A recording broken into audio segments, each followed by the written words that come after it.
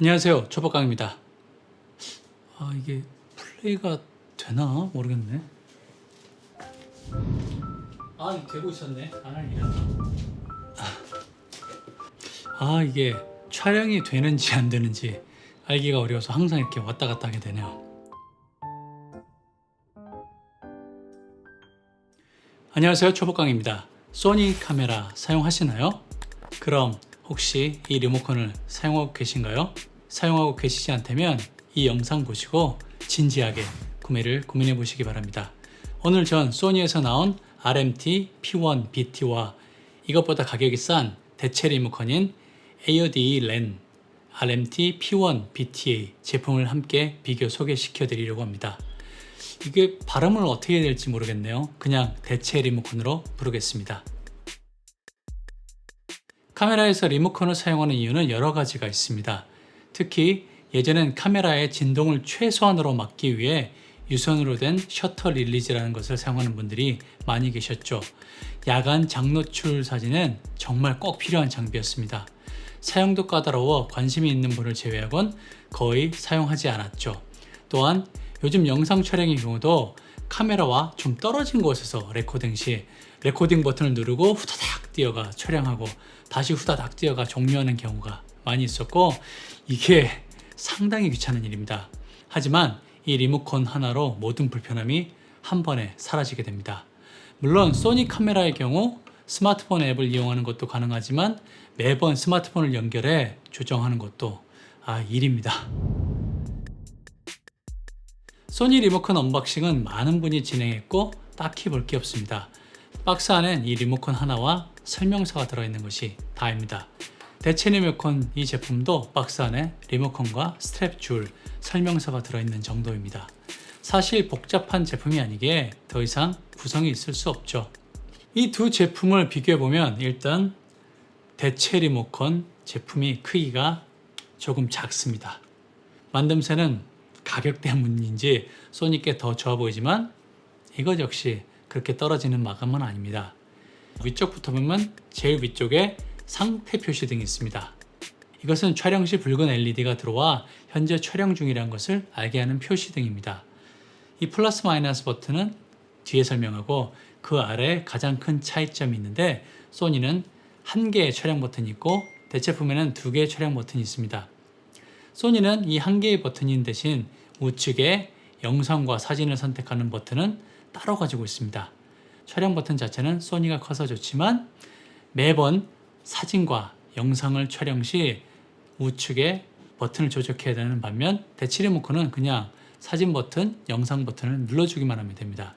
이것은 취향에 따라 달라지겠지만 사진과 영상 촬영을 같이 한다면 버튼 두 개가 편하고 영상 촬영만 한다면 소니도 정말 편리합니다.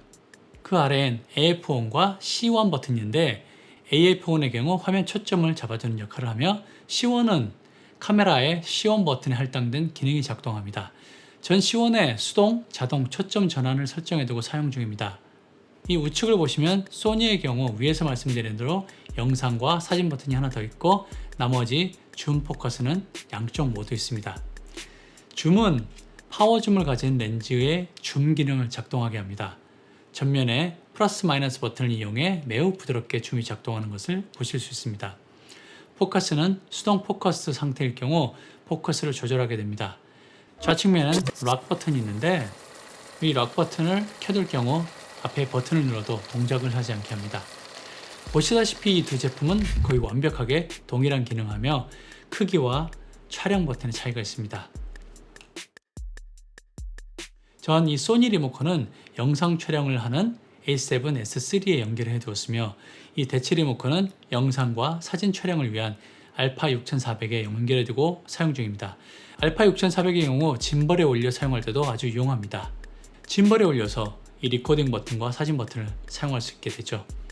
그럼 이제 카메라에 연결을 해봐야 되겠죠? 두 제품 모두 블루투스로 카메라와 연결이 됩니다. 먼저 소니 제품을 A7S3에 연결해 보겠습니다. 메뉴에 지그본을 들어가셔서 블루투스를 보시면 몇 가지 메뉴가 있는데 이 중 블루투스를 켜고 페어링으로 갑니다.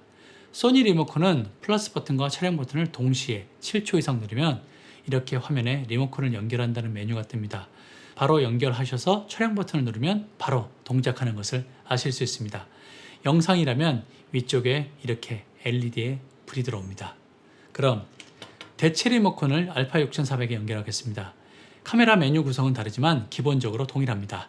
지구본에서 블루투스를 켜고 페어링 하는데 대치 리모컨은 이 플러스 버튼과 카메라 셔터 버튼을 7초 이상 누르면 이렇게 소니와 동일한 리모컨 이름이 나온 후 연결하면 이제부터 리모컨으로 작동이 가능해집니다.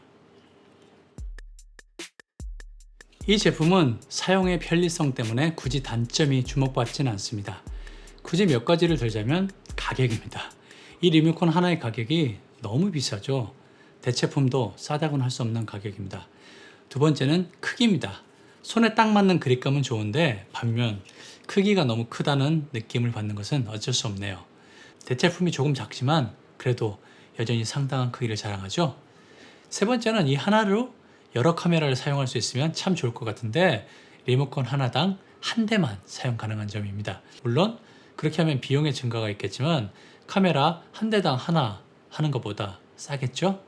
다음 버전에선 이 부분이 되면 좋을 것 같습니다.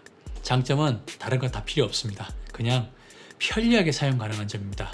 나를 포함 함께 촬영할 때 굳이 뛰어다닐 필요 없이 리모컨만 눌러주면 됩니다.